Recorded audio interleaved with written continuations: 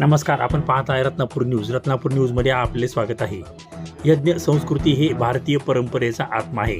देवता यज्ञाद्वारे प्रसन्न केले जातात. हे पूर्वीपासून चालत आलेली परंपरा आहे.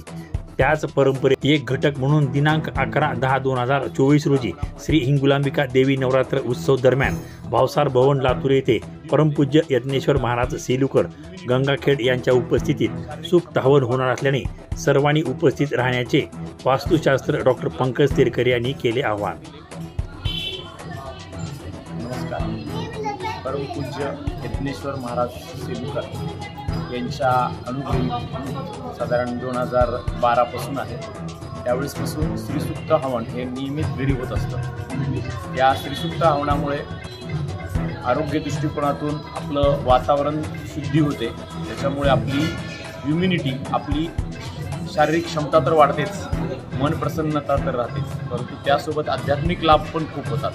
त्यातील एक मोठा लाभ म्हणजे आपल्याला काही शुभचिन्हांचं त्या हवनाद्वारे दर्शन व्हायला लागतं. असं म्हणतात की देवता या हवनाद्वारेच त्यांचा भोग, त्यांचा नैवेद्य घेत असतात. म्हणून हवनाला एक विशेष महत्त्व आहे. पण जर ते नियमित करत राहिलं आणि नियमित जर हवनाचं आपण घरामध्ये अनुष्ठान करत राहिलो तर त्याचा फायदा हा परिवारासोबत, कुटुंबासोबत, समाजाला आणि देशाला सुद्धा होतो. कारण आपली धार्मिक भावना वाढीस लागून आपण एक सुदृढ शरीराची प्राप्तीसुद्धा होते, म्हणजे व्यक्तिगत स्थितीला लाभ होतो. आणि त्यासोबतच अशा शुभचिन्हांचं दर्शन हे आपल्यासाठी मंगलमय असतं.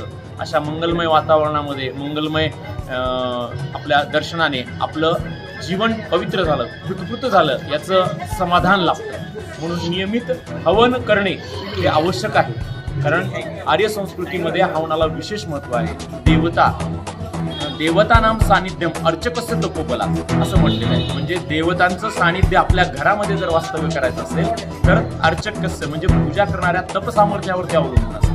त्याचा सुंदर संस्कार हे आपल्या मुलांवर, आपल्या आजूबाजूच्या पूर्ण परिसरावर पण होत असतो. कोरोनाच्या कालावधीमध्ये असं सांगण्यात आलं की वातावरणातील इम्युनिटी वाढवायची असेल तरी त्यावेळेस असं सांगण्यात आलं होतं की हवन खूप महत्त्वाचं आहे. त्यासाठी नियमित जर आपण हे करत राहिलो तर वातावरण, पर्यावरण, व्यक्ती, कुटुंब आणि समाज या सर्वांच्या कल्याणासाठी हवन हे महत्त्वाचं असतं. येणाऱ्या शुक्रवारी अष्टमीच्या दिवशी हिंगुला माता मंदिरामध्ये आपण सायंकाळी 5:30 वाजता